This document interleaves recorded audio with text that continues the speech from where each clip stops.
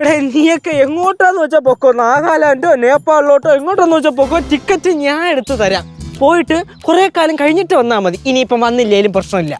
എടാ നീ അങ്ങനെ പറയല്ലടാ, നീ എന്റെ ബെസ്റ്റ് ഫ്രണ്ട് അല്ലടാ. എന്റെയും.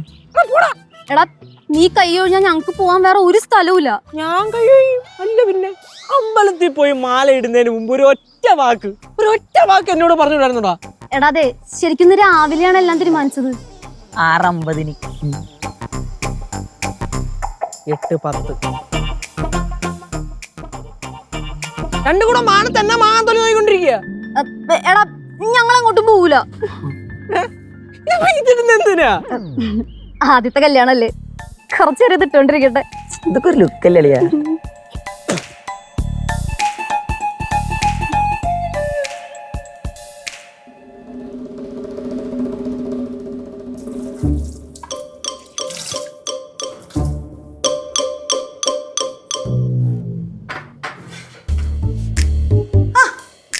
എത്തിയോ രണ്ടും കൂടെ?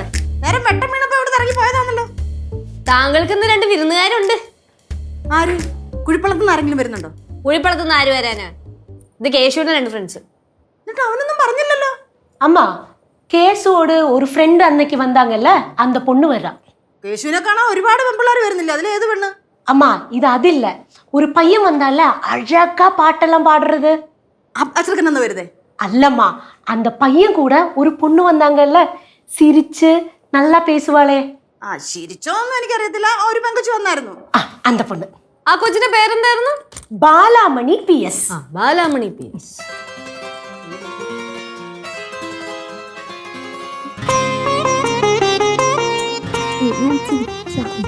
ചിരിച്ച് കൊള്ളാം. മാലയൊക്കെ പിടിച്ച് നോക്കാം. അളിയാടേ നീ ഞാൻ പറഞ്ഞ ഒന്ന് കേള്. എടാ സംഭവം രണ്ടും കൂടെ ഇങ്ങോട്ട് കയറി വന്നേക്കടാ. എടാ നമ്മള് എന്റെ വീട്ടിലോട്ട്. ഇല്ല കല്യാണം ഒന്നും കഴിഞ്ഞിട്ടില്ല. എടാ രജിസ്റ്റർ കഴിഞ്ഞിട്ടില്ലെന്ന്. ഏതോ അമ്പലത്തിൽ പോയി മാല ഇട്ടുകൊണ്ടാണ് വന്നേക്കണേ. ഇവിടെ നടക്കണതൊക്കെ നീ കാണണം. എടാ ഭാര്യയും ഭർത്താവിനെ പോലടാ. എടാ മകളടാ, എടാ ഞാൻ ഒരു കാര്യം ചേട്ടാ, ഞാൻ ഇവരെ നിന്റെ വീട്ടിലോട്ട് വിടട്ടാ? അല്ല ഞാൻ തന്നെ കൊണ്ടുവരാം. നല്ല നേരം പോക്കായിരിക്കൂടാ.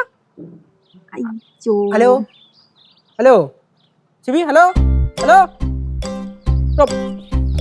വെച്ചിട്ട് പോയി. നിങ്ങൾ കാണിക്കണേ എന്റെ അടുത്തേക്ക് നീ ആടുത്ത് വെച്ചിട്ടാണ് മാല ഇട്ടത്? എന്തായാലും കല്യാണം കഴിഞ്ഞല്ലേ, മാലയൊക്കെ ഇരിക്കട്ടെ. കല്യാണം കഴിഞ്ഞ് എന്റെ ശവടക്കും ഇപ്പൊ എന്തിനാണ് എടുത്തോണ്ടിരുന്ന രണ്ടും കൂടെ? ഫോട്ടോ എടുത്താളിയാ സോഷ്യൽ മീഡിയയിൽ ഇട്ടങ്ങനെ എല്ലാരെയും കാണിച്ച് സൂപ്പറാക്ക. ആദരാഞ്ജലി കൂടെ അടിയിൽ എഴുതി അങ്ങിട്. ഇപ്പൊ കറക്റ്റ് ആയിരിക്കും. കണ്ടാടി കണ്ടാ എവന്റെ ബുദ്ധി കണ്ടാ? നീ ഇപ്പൊ ഒളിച്ചോടി വന്നയാണോ? അപ്പൊ ആ ഫോട്ടോ എടുത്ത് സോഷ്യൽ മീഡിയ ഇട്ട് എങ്ങനെ ഉണ്ടാവും? അങ്ങനൊന്നും പറയാതെടാ, എന്റെ ജോ പാവാ. എന്റെ ജോ തേങ്ങ. ചേട്ടാ ഹലോ ഹലോ.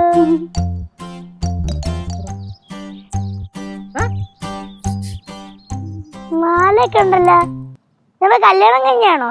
അതേലോ. എന്തൊരു അതല്ലോന്ന് എന്താടി എന്തൊക്കെ അറിയണം നിനക്ക്?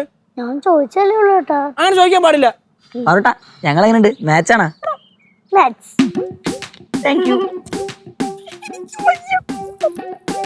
ചേട്ടാ തലവേന എടുക്കുന്നോ?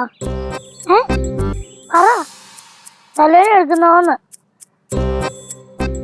ആന്റി അവരുടെ കഴുത്തിൽ കിടക്കുന്ന തുളസിമാലയല്ലേ? ஆமா லட்சு, ஒருவேளை அவங்க கல்யாணம் செஞ்சிருப்பாங்களோ? പൊടിപ്പിള്ളേരല്ലേ.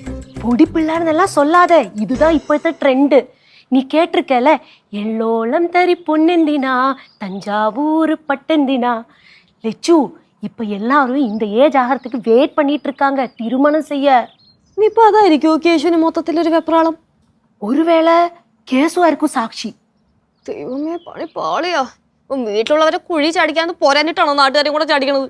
ഒന്നും சொல்ல முடியாது, உன்னோட தானே தம்பி சேவா. എന്റെ വന്നേ.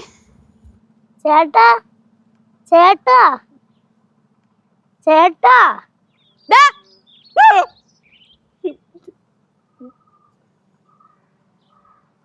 ചേട്ടന്റെ കല്യാണം കഴിഞ്ഞോ? ആഴ്ച കല്യാണം കഴിഞ്ഞു. ഇന്ന് നിന്റെ അടുത്ത് ആര് പറഞ്ഞേ? ഇവര് പറഞ്ഞപ്പോ ചേട്ടൻ കേട്ടല്ലേ? എടാ എന്തൊക്കെയാണ് ഇത്?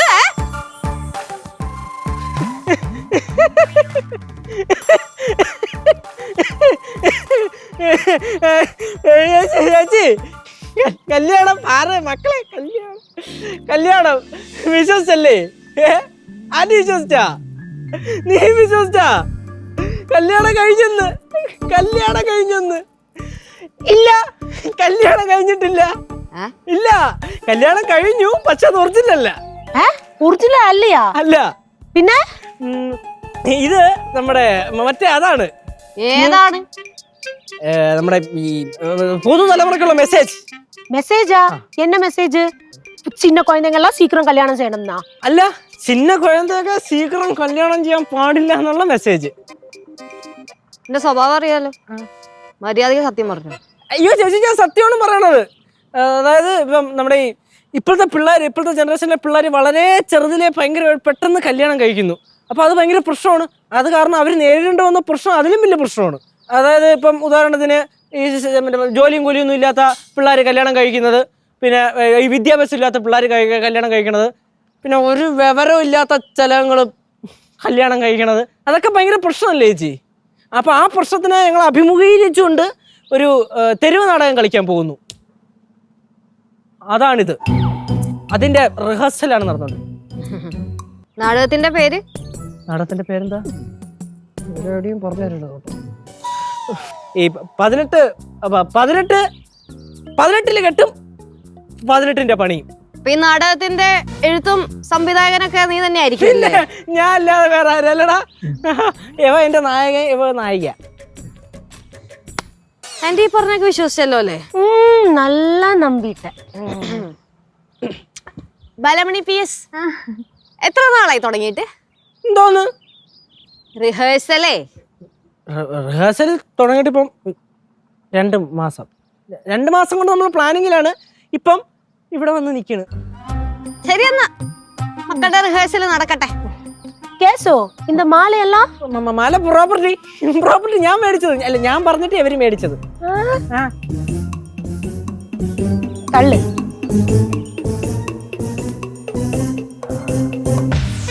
ഇത് വൈറ്റില കൃഷ്ണൻ കോവിൽ മാല தானே?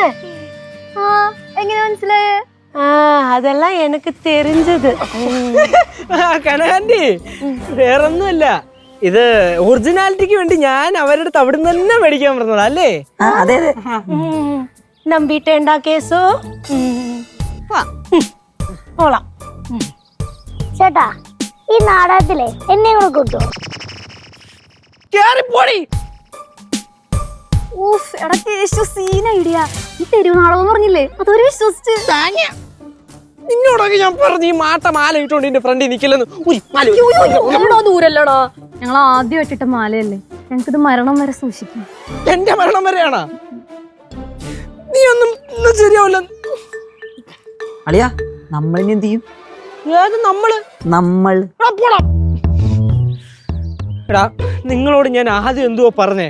നിങ്ങൾ വേറെ എങ്ങോട്ടേലും നാട് വിട്. നിങ്ങൾ വീട്ടിൽ നിന്നാ ശരിയാവൂല. വീട് വിട്ടു നില്ല്. എടാ, മാറി നിക്കാനല്ലേ ഞങ്ങൾ ഇങ്ങോട്ടേക്ക് വന്നത്. ഈ വീട് വിട്ടു നില്ലെന്നാണ് ഞാൻ പറഞ്ഞത്. അത് ശരിയാവൂല. എന്തിനു ശരിയാവത്തെ? എടാ പോടാ, ലച്ചുവച്ചിക്കൊക്കെ കാര്യം പറഞ്ഞാൽ മനസ്സിലാവും. പിന്നെ നീ എന്റെ ബെസ്റ്റ് ഫ്രണ്ട് അല്ലേടാ കേശു? എന്റെയും. ചേച്ചിക്ക് മനസ്സിലാവും. ആവും.